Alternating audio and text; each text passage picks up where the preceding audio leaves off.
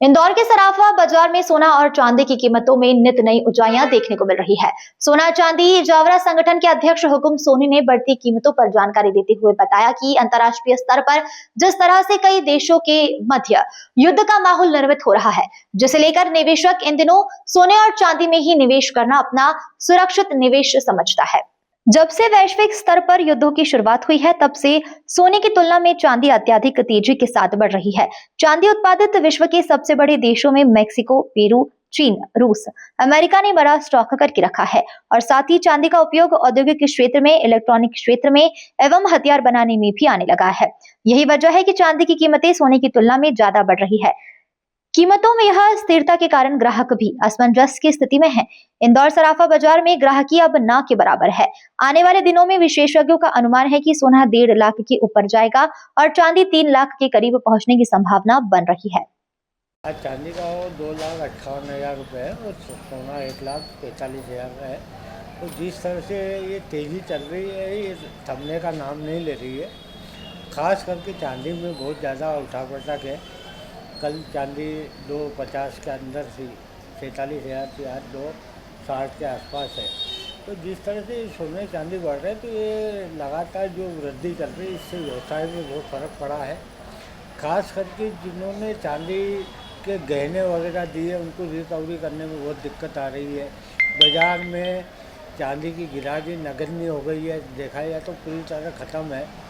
सिर्फ वायदा बाज़ार और बुलियन का बाज़ार चल रहा है और जिस तरह से अभी तेज़ी का वातावरण बन रहा है, ये थमेगा नहीं। और जो मैंने आपको पहले ही बता चुका हूँ कि चांदी 2,90,000 3 लाख के आसपास हो जाएगी और सोना इसी तरह 1.5 लाख रुपये के ऊपर ही जाएगा।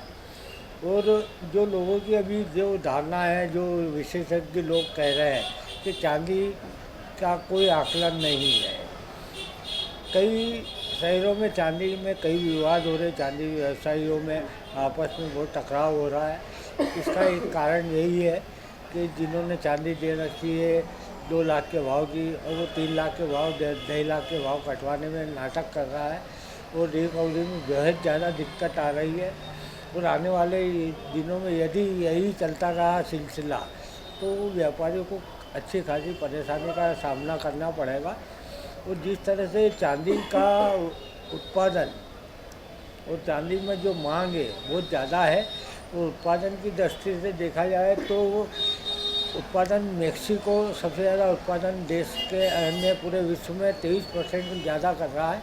23% का उत्पादन मेक्सिको सिर्फ अलग ही खुद ही कर रहा है। वो चांदी में जैसा देखा जाए तो 5 देश है जो कि चांदी में अच्छा खासा एक तरह का कोष बना रखा है। उनके पास फंड है, जिसमें सबसे ज़्यादा फंड है पेरू के पास है, जो 1,49,000 टन के आसपास है। इसी तरह चाइना के पास है 99,000 के आसपास। इसी तरह रूस के पास 99,000 70,000 के आसपास 70,000 टन के आसपास है। ऐसे कई देशों के पास फंड अच्छा खासा चांदी का है। तो चांदी की जिस तरह से लोग कोष बना रहे, फंड बना रहे, तो आने वाले दिनों में चांदी का आकलन करना, मंदी सोचना एक विचार नहीं है, मेरे ख्याल से समझ के परे है। और जो देख रहे हैं हम लोग, जो ग्राहक आ रहा है वो जूनी चांदी लेके जूना सामान लेके आता है और नया ले रहा है।